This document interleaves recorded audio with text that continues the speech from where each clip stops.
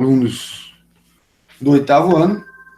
Hoje nós vamos trabalhar a nossa pirâmide alimentar, dando prosseguimento aos nossos conteúdos. E ao falar de pirâmide alimentar, nós vamos ver como que está a nossa relação com a nossa alimentação. A pirâmide alimentar é uma forma de organizar os alimentos de acordo com a quantidade a ser ingerido diariamente. Criado na Suécia em 1974, vários países adotam e fazem sua adequação de acordo com seus padrões de alimentos. Logicamente que eu não posso pegar uma pirâmide alimentar de um país lá da Europa, que além de muitas coisas que lá possuem muitos produtos, o clima é diferente, tudo isso eu tenho que analisar. Não só os produtos que estão disponíveis no mercado para consumo, mas também o clima daquela região. O que é a pirâmide alimentar? É a quantidade necessária de energia que eu devo adquirir para minhas atividades diárias. Uma pessoa que gasta muita energia, logicamente, que ele tende a consumir uma quantidade maior de alimentos energéticos. O Brasil utilizou por muito tempo a mesma pirâmide dos Estados Unidos. No entanto, em 2013, o Ministério da Saúde desenvolveu uma pirâmide própria, diferentemente da antiga. Foram incluídos alimentos tipicamente brasileiros, como graviola, caju, açaí, castanha do Pará. Em todas as pirâmides, os grupos alimentares são distribuídos da seguinte maneira. Olhamos aqui a nossa pirâmide. A base de nossa pirâmide. Vamos analisar aqui. Ó. A base, essa parte aqui mais abaixo, estão os carboidratos, alimentos que devem ser ingeridos em maior quantidade para obtenção de energia. Nesse extrato estão arroz, pães, massa, mandioca, batatas. Lembrando que eu vou consumir o carboidrato necessário para eu gastar durante o dia. Se eu for uma pessoa que não realizo muitas atividades, então eu tenho que diminuir a quantidade de carboidrato.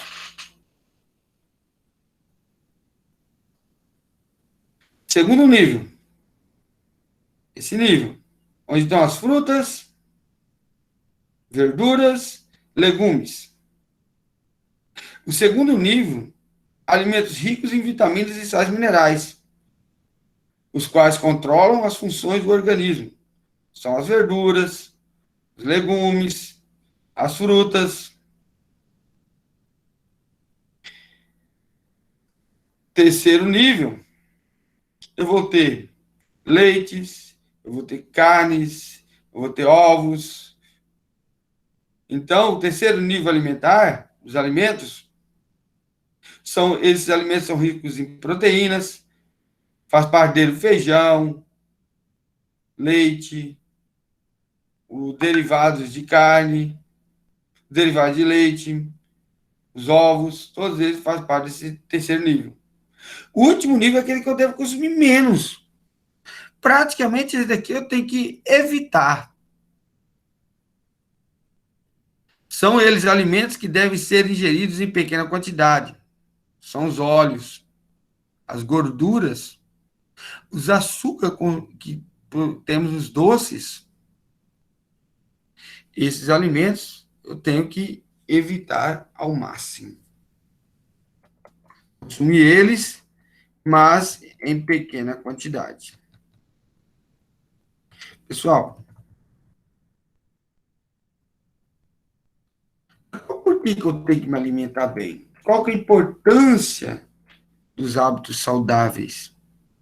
Quero dizer para vocês que nossos hábitos alimentares são adquiridos na infância. Primeiro, quando os nossos pais, é eles que vai nos ensinar os nossos hábitos alimentares, vai introduzir a nós os alimentos. Nenhuma criança nasce conhecendo os doces. O primeiro alimento que a criança recebe é o leite materno. O leite materno, ele é rico em todos os nutrientes necessários para a vida de um bebê. Então, não pensa que, ai, meu filho, eu vou introduzir na criança um determinado alimento, o irmãozinho tá, a mãe já está na hora de nós introduzir, nós colocar nosso irmãozinho para comer alguma coisa. Não. O leite materno é o suficiente para o bebê. Com o passar do tempo, vamos introduzir também. Com o passar do tempo.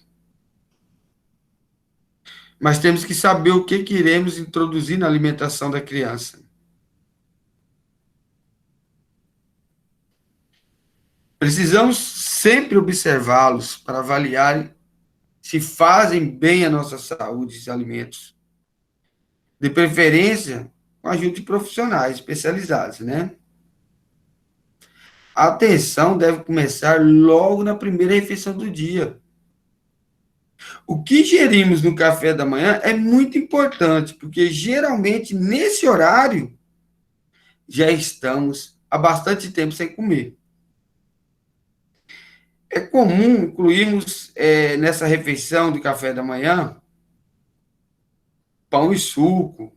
Eu já vi casos de pessoas tomar café da manhã com refrigerante. Isso é um erro muito grave.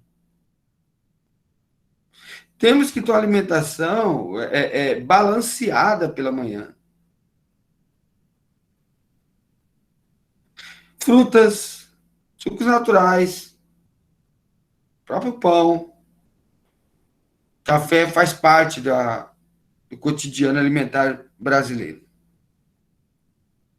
Então, temos várias combinações saudáveis, pois inclui uma variedade nutricional importante. O ideal, no entanto, é que o pão seja integral e o suco natural, e não industrializado. Entre o café da manhã e o almoço, recomenda-se ingerir uma fruta, um iogurte natural. Vamos dar preferência às frutas da estação. São a melhor opção para lanche também na tarde, principalmente. São facilmente encontradas, né? A gente fala na questão a fruta da estação, porque elas são facilmente encontradas no mercado e o preço é melhor. No almoço e na janta, é recomendável consumir uma variedade de alimentos, evitando as frituras, as carnes gordurosas, entendeu? Mas, tradicionalmente, nós temos feijão com arroz, o bife, a salada, entendeu? Que é uma boa combinação, que é bem consumida no Brasil. Assim como o arroz, as massas são ricas em carboidratos. Preferência, consumir somente um carboidrato ali, ou se você consumir vários carboidratos, eu saber ter uma moderação. O consumo excessivo deve ser evitado, né? Então, pessoas que praticam também esporte regularmente, que têm alta demanda energética, gasto de energia, precisam consumir mais carboidratos, pois isso, a ingestão dessa massa é recomendada para que essas pessoas ainda tenham força para fazer suas atividades. Então, mas tem que ser, mesmo assim, quantidades adequadas. Nós devemos ter alguns cuidados na escolha dos alimentos. Apesar de haver grande variedade de alimentos em supermercados, no mercado municipal, é cada vez mais difícil comprar alimentos saudáveis. O ideal é preferir os alimentos in natura, chamados orgânicos. Eles são cultivados sem agrotóxicos e eles não passam por nenhum tipo de processamento. Alimentos cultivados com aplicações de agrotóxicos, pesticidas e carnes, hormônios, antibióticos, são bastante prejudiciais à saúde. Hoje nós, graças a Deus, conseguimos ter o direito de conhecer quando consumimos alguns alimentos, apesar de ter uma briga muito grande entre a indústria alimentícia, para que não colocar o símbolo de transgênico nos pacotes de alimento, mas hoje nós temos uma lei que garante que quando você for consumir um alimento transgênico, você tem que ser informado sobre isso. Então, foi lá na prateleira do mercado, viu lá? Tem um símbolozinho do T lá bem grandão lá, transgênico. Transgênico não é muito bem para faz muito bem para a saúde. Aí existe ainda os estudos a serem realizados para saber os verdadeiros prejuízos que eles causam, mas nós já sabemos que eles já causam prejuízo. Os alimentos integrais são mais saudáveis que sua forma integral, sua forma natural, pois não passam por nenhum tipo de processamento que altera sua composição. Assim, seus nutrientes são mais conservados. Por essa razão, devemos dar preferência a esse tipo de alimento, por ter maior quantidade de fibras e proteínas, viu? Agora, o que é comum nós encontrarmos? Nós sabemos do processamento dos alimentos. Depois de colhidos, a maioria dos vegetais é selecionado, limpado, embalado, transportado até os locais de comércio. Outros alimentos passam por processamento. Esse processo envolve principalmente cozimento e adição de conservantes a fim de preservar o alimento. Conservante, aromatizante, corantes, tudo isso é prejudicial à saúde. O aluno vai lá e compra aqueles pacotes de salgadinho, que lá é um veneno.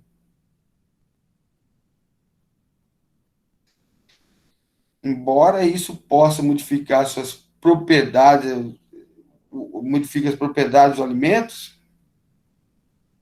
quais são os alimentos que sofrem processos?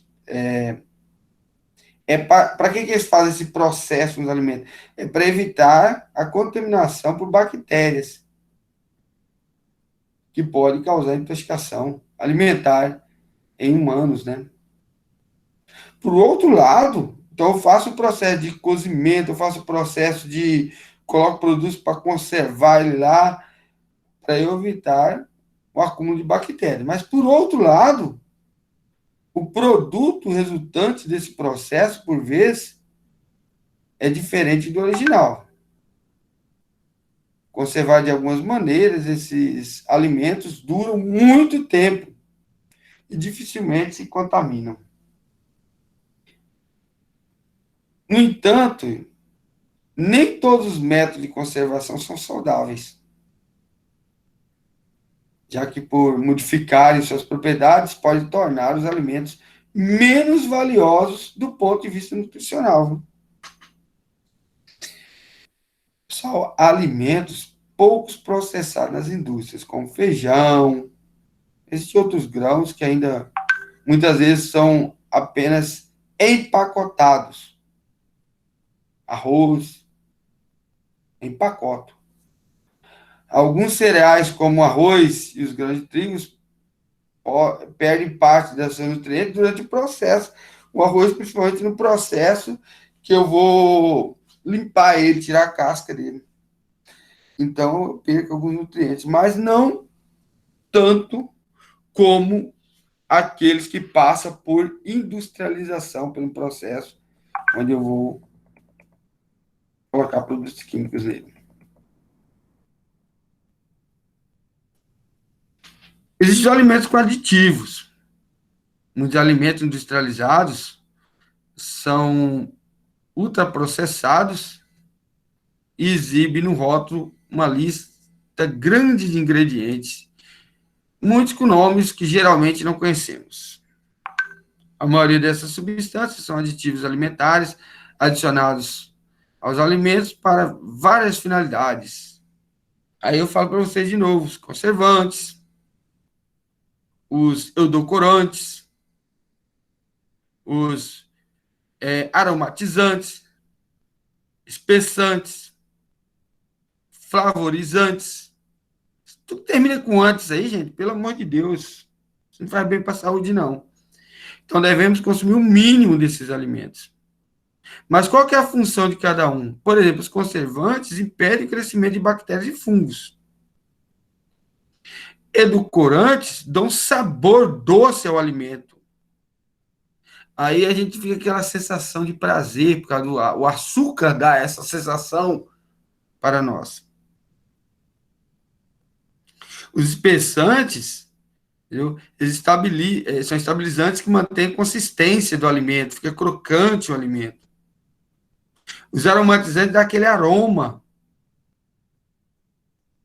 E os flavorizantes imitam o sabor natural. Eles imitam o sabor natural. Imitam o sabor natural. Entendam bem, estão imitando apenas. Os alimentos ultraprocessados, em geral, têm muito sódio, glúten, uma substância que realça o sabor. Por serem saborosos, costumam ser muito consumidos como salgadinhos, refrigerantes, chocolatados, sorvetes, pão de forma. No entanto, o excesso de sódio na alimentação é um fator de risco para algumas doenças, como hipertensão.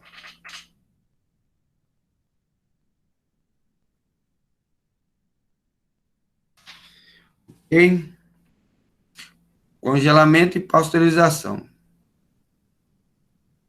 O processo de congelamento, a gente impede o crescimento de bactérias, fungos nos alimentos. Pessoas com pouco tempo disponível ou que não gostam de cozinhar costumam adquirir alimentos congelados, prontos. A pessoa trabalha o dia todo, a família fica toda, os pais trabalham o dia todo. O que acontece? O pai chega naquela correria em casa, então muitas vezes o consumo de alimentos processados, industrializados, torna-se maior na vida da gente. O mundo de hoje, pelo nós estamos sofrendo um processo, passando por um período, onde o consumo de alimentos industrializados se tornou muito grande. Não só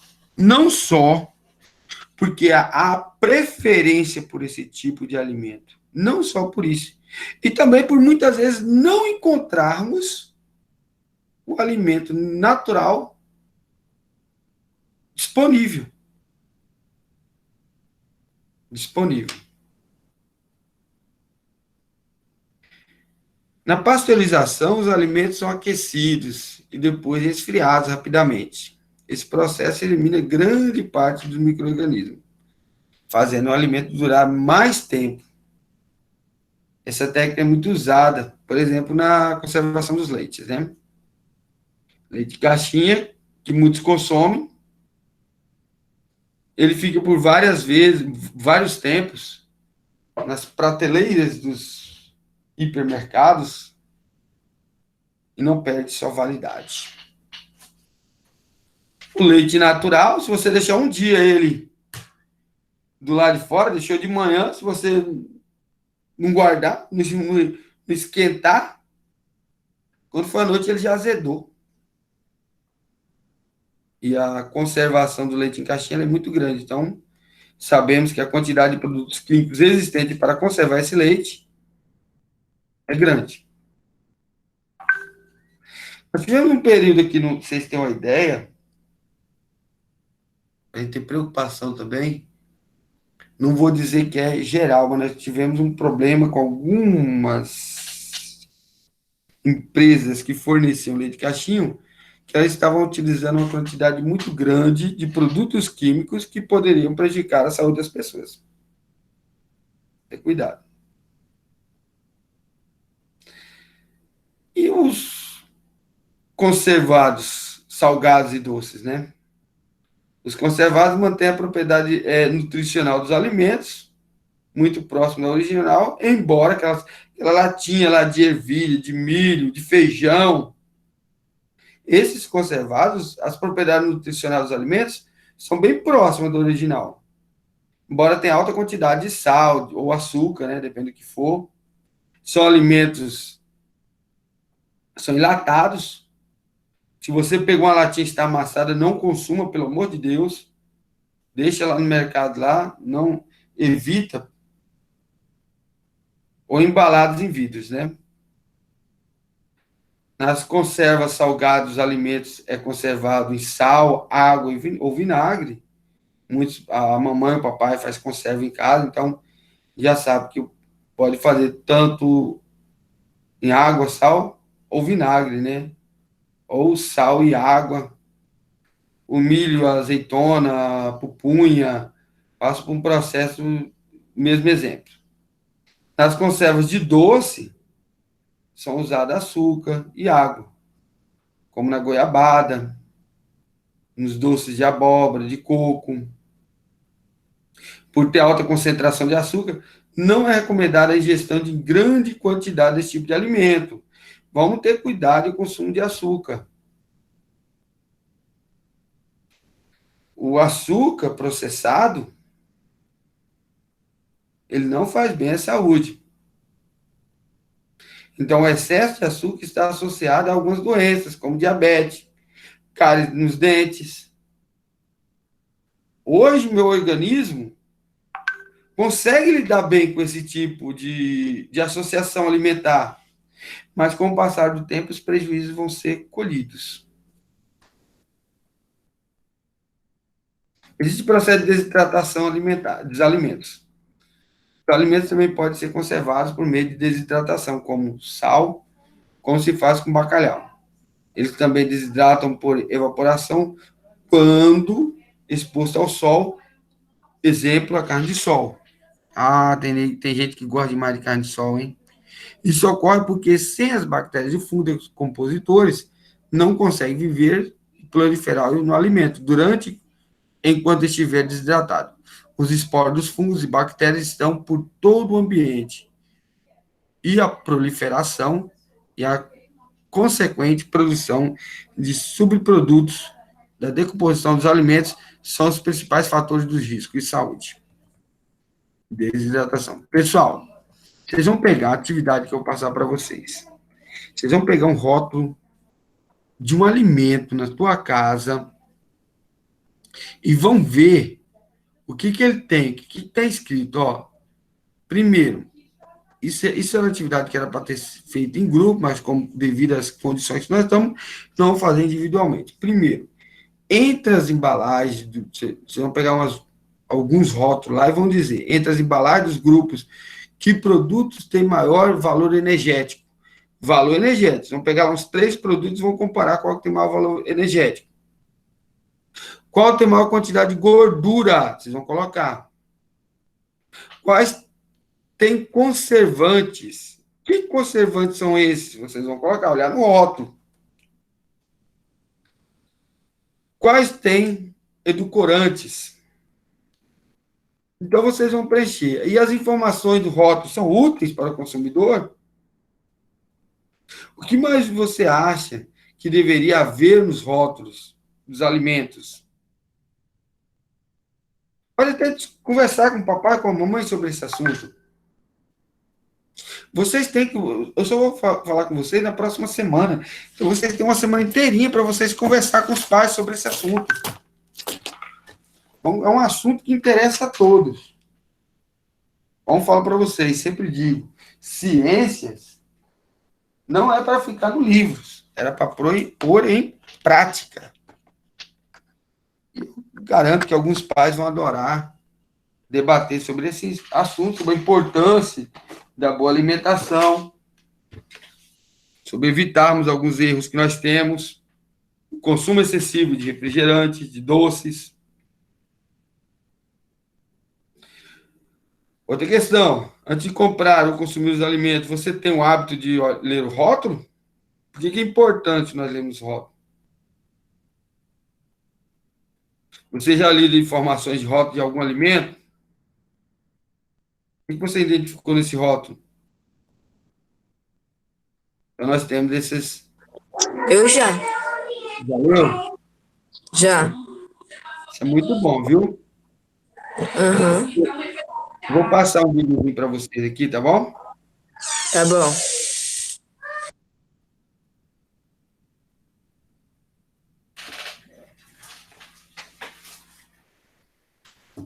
Então, vamos ter atenção a esse videozinho. Começa agora uma teleaula de Ciências do Ensino Fundamental. Você vai assistir a teleaula de número 63. Bons estudos!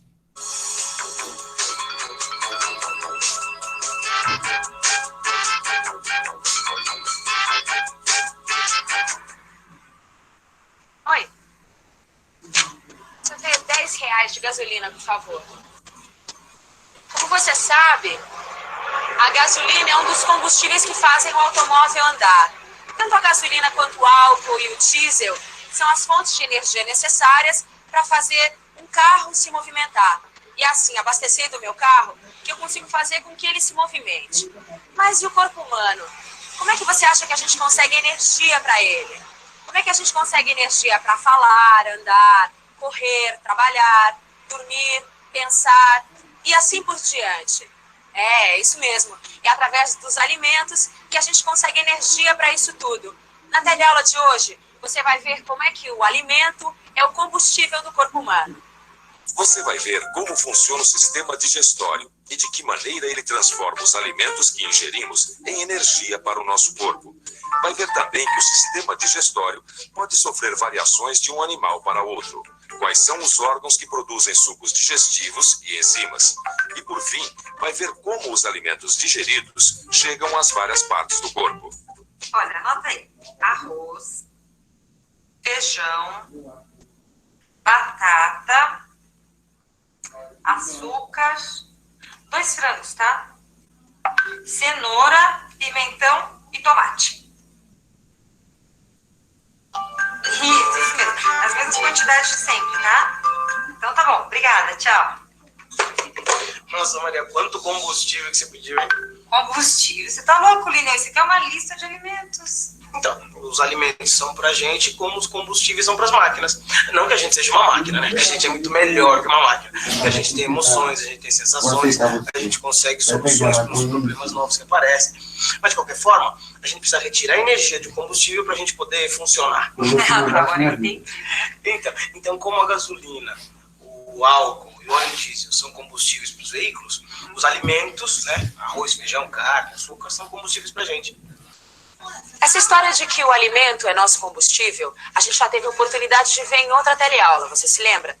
Naquela ocasião... Pessoal, só um momento que eu vou ter que ver os alunos que pediram aqui para entrar e eu não vi, entendeu? E teve aluno que saiu e está tentando entrar.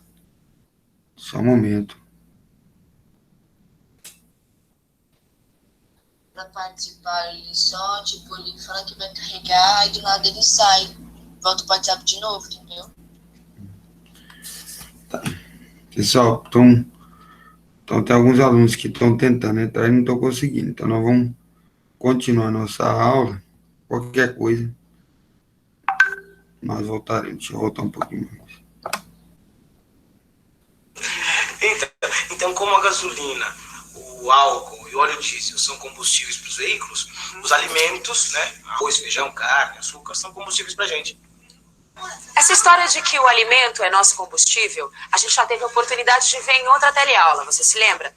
Naquela ocasião, a gente viu que o oxigênio que existe no ar penetra no nosso corpo através do aparelho respiratório e que, ao se encontrar com os alimentos, ele libera energia.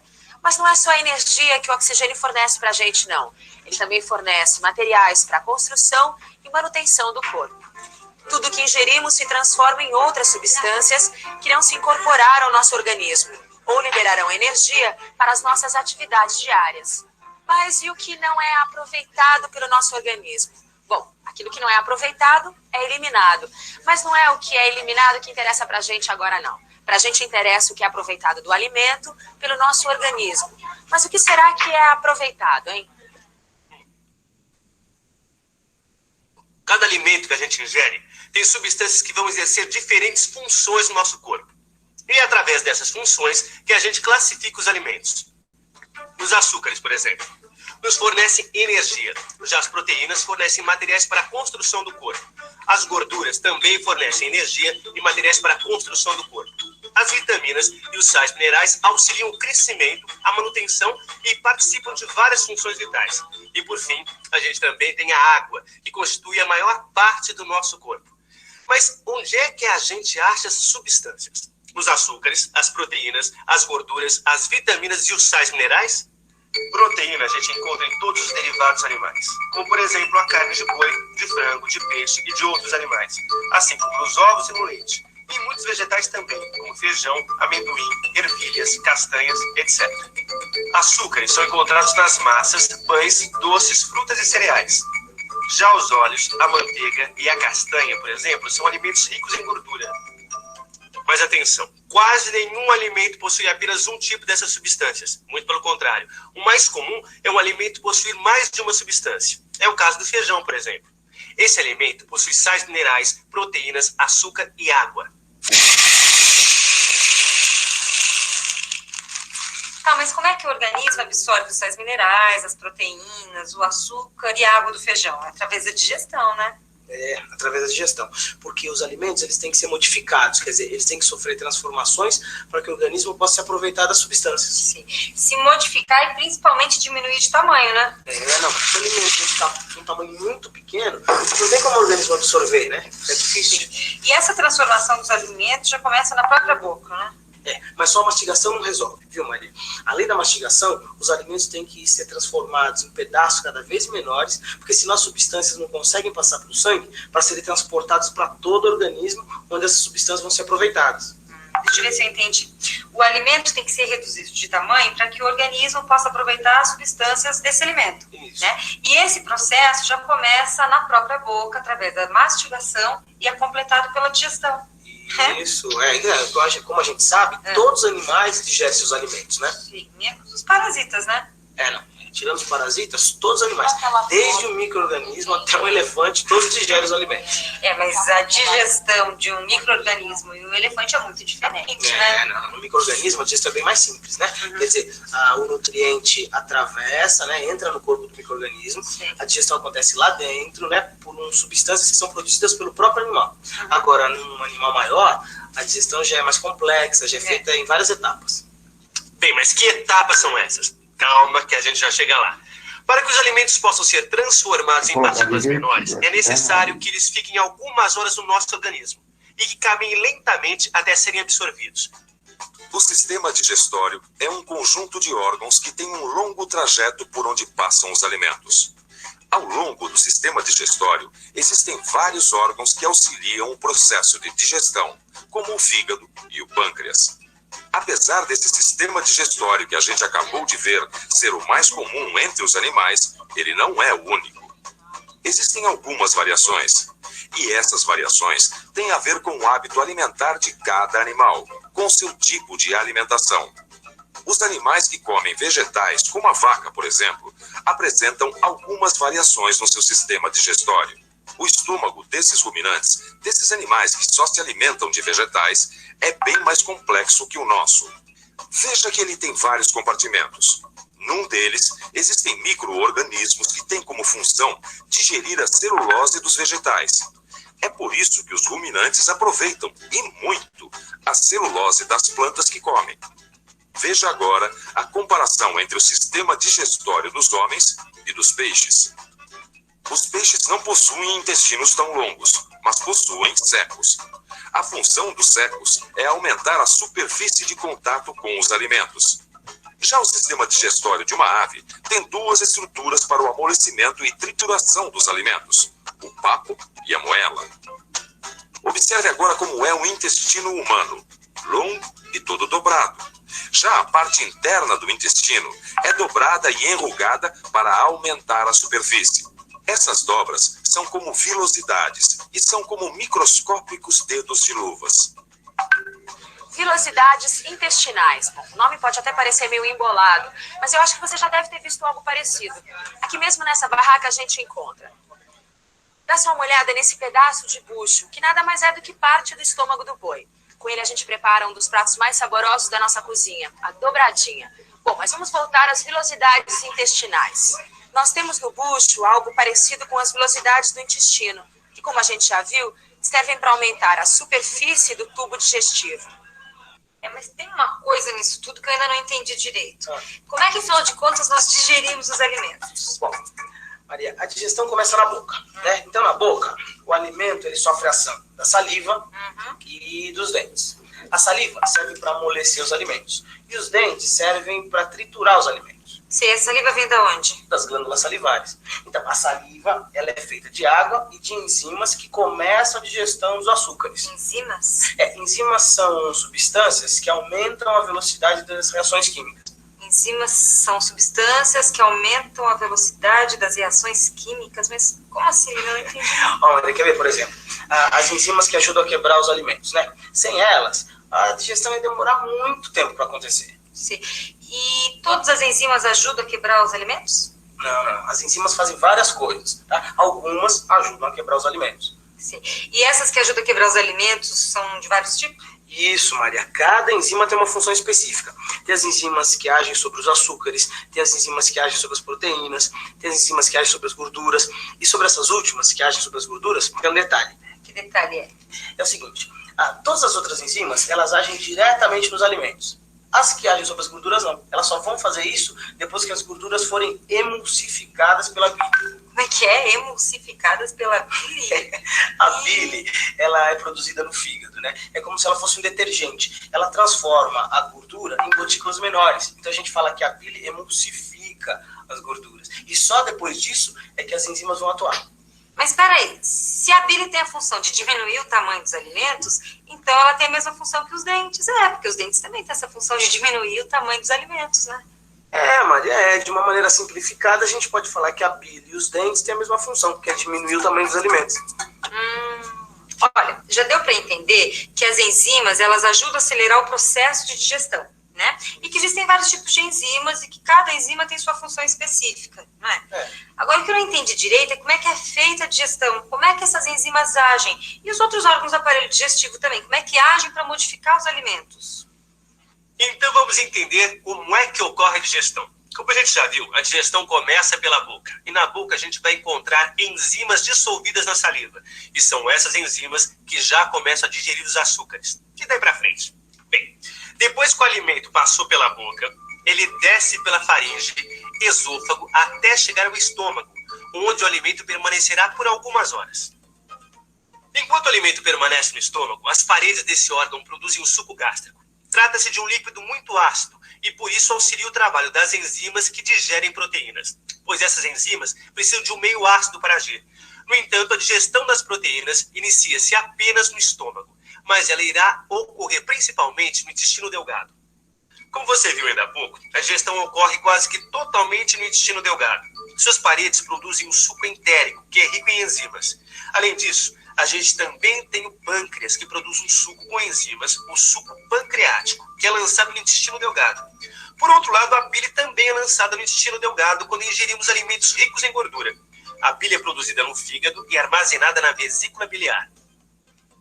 Quer dizer, então, que a bile é produzida aqui no fígado e armazenada na vesícula biliar? Isso, mas apesar desse fígado ser de porco, ele dá uma ideia bem boa pra gente como que deve ser esse órgão. Sim. Então, uma das funções do fígado é produzir a bile, que auxilia na digestão. Isso, a bile, que não contém enzimas, ela é acumulada aqui na vesícula biliar. Aí depois, a bile e o suco digestivo são todos lançados no intestino delgado, onde a digestão vai se completar. Sei. E depois que o alimento for todo digerido, o que acontece? Depois de ser ingerido, o alimento fica tão pequeno, mas tão pequeno, que consegue atravessar as paredes do intestino delgado e dos vasos sanguíneos que existem ali. É através desses vasos que o alimento consegue chegar a todas as partes do nosso organismo. Observe como o intestino delgado é rico em vasos sanguíneos. E é através desses vasos que o alimento digerido consegue ser distribuído para o corpo todo. E o resto? os alimentos, hein? É porque, pelo que me parece, nosso organismo não absorve tudo que nós comemos, né? Ah, mas é justamente aí que entra o intestino grosso, porque é justamente nesse órgão que ocorre a reabsorção da água que ainda existe no resto dos alimentos, é quando se formam as fezes, que nada mais são do que restos alimentares que não foram absorvidos. E agora sim o ciclo está completo, né? E para digerir melhor todos esses novos conhecimentos, dá uma revisão. E atenção, se liga aí que é a hora da revisão. Na teleaula de hoje, você viu como é o sistema digestório e de que maneira ele transforma os alimentos que digerimos em energia para o nosso corpo. Viu também que o sistema digestório pode sofrer variações de um animal para outro. Vimos quais são os órgãos que produzem sucos digestivos e enzimas. E, por fim, vimos como os alimentos digeridos chegam às várias partes do corpo. E aí, deu para entender como é que o nosso corpo consegue transformar alimentos em energia e nutrientes? Se ficou alguma dúvida, não deixe para depois, hein? Estude, consulte o seu livro de estudos, faça os exercícios. Só você é capaz mesmo de digerir todos esses novos conhecimentos. Combinado? Então, até a próxima teleaula.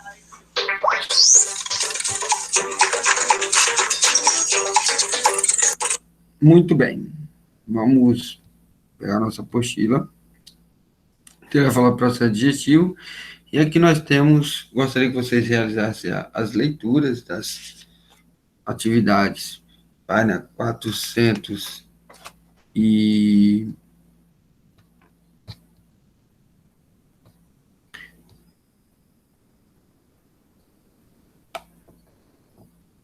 Página 420... Bora lá. 24... 25 e 426, nós vamos responder as atividades. Primeira atividade, classifique cada alimento, cada ingrediente de macarronada e escreva o nome dos grupos alimentares. Por exemplo, macarrão. Nós vamos chegar aqui para nós respondermos as atividades. O macarrão. Que nutriente que o macarrão tem? Carboidrato. Você vai escrever. Macarrão, ele tem carboidratos. Não possui carboidratos. E qual grupo alimentar macarrão, ele possui? Qual grupo de alimentar que ele possui, macarrão? O macarrão, ele está no grupo dos alimentos energéticos. Entendeu? Energéticos.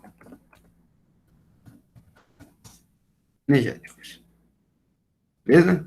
Então, de todos os alimentos que nós temos aqui, vocês vão fazer. Tomate. Você vai chegar tomate. O que ele está? Qual grupo que ele está? Tomate também é um carboidrato. Tomate também é um carboidrato. Entendeu? Além de carboidrato, o tomate possui, o que mais? Vitaminas. Além de carboidrato, ele possui vitaminas. Além de vitaminas, o carboidrato, ele também possui sais minerais. Ó, você viu o jeito que, no caso do tomate, a quantidade de nutrientes dele foi totalmente muito maior que a do macarrão. E agora, qual grupo alimentar ele está? Por ele possuir carboidrato, ele está no grupo energético, entendeu? E regulador. Ele está no grupo energético, vou arrumar aqui, energético e regulador. Então, de todos eles, vocês vão fazer isso que o professor fez. A atividade 2, ela pede bem assim: a macarronada com molho de tomate é um alimento completo? Justifique. Pessoal, a macarronada não é um alimento completo, pois, apesar de rica em carboidrato, ela é pobre em proteínas. Então, você vai colocar aqui, a macarronada não é um alimento completo, pois apesar dela ser rica em carboidrato, ela é pobre em proteínas. Estão compreendendo? Vocês estão compreendendo o que eu estou falando?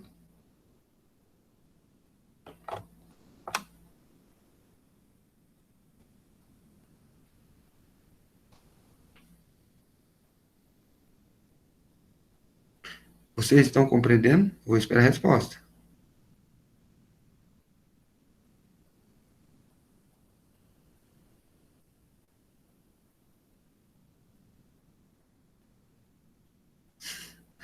Ah, beleza. Eu tenho que... Então, assim, aí atividades vão colocar. A número 3, como vimos a pirâmide alimentar, é um guia. Deixa eu pegar aqui, abrir aqui. Alimentar. Como vimos, é um guia para alimentação equilibrada. Qual é o grupo da base da pirâmide alimentar? Entendeu? Qual que são os elementos que nós temos lá na base? Nós vamos colocar, entendeu? Que são os carboidratos, fonte de energia, entendeu?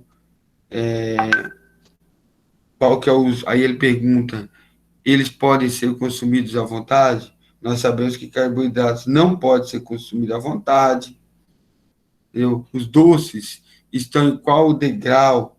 Se eu colocar que os doces estão no último nível, o que indica a posição dos alimentos em cada nível de pirâmide? Então, vocês vão colocar que indica que devem ser consumidos moderadamente. Os alimentos energéticos, quando ingeridos em excesso, são armazenados, provocando gordurinha no corpo da gente, entendeu? Na forma de gorduras, contribui para o acúmulo de gorduras e na gordura dos tecidos adiposos. A posição dos alimentos em cada degrau indica a quantidade em que deve ser consumido. A base precisa ser ingerida em maior quantidade. Então, a quantidade de alimentos em cada degrau me diz a quantidade que deve ser consumida. E a base deve ser consumida em maior quantidade.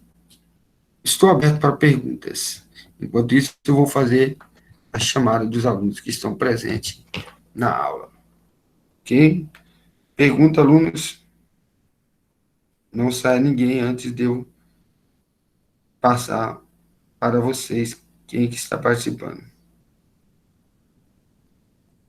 Pergunta? Nenhuma pergunta? Nesse momento eu vou parar de gravar, mas eu vou fazer a chamada, viu?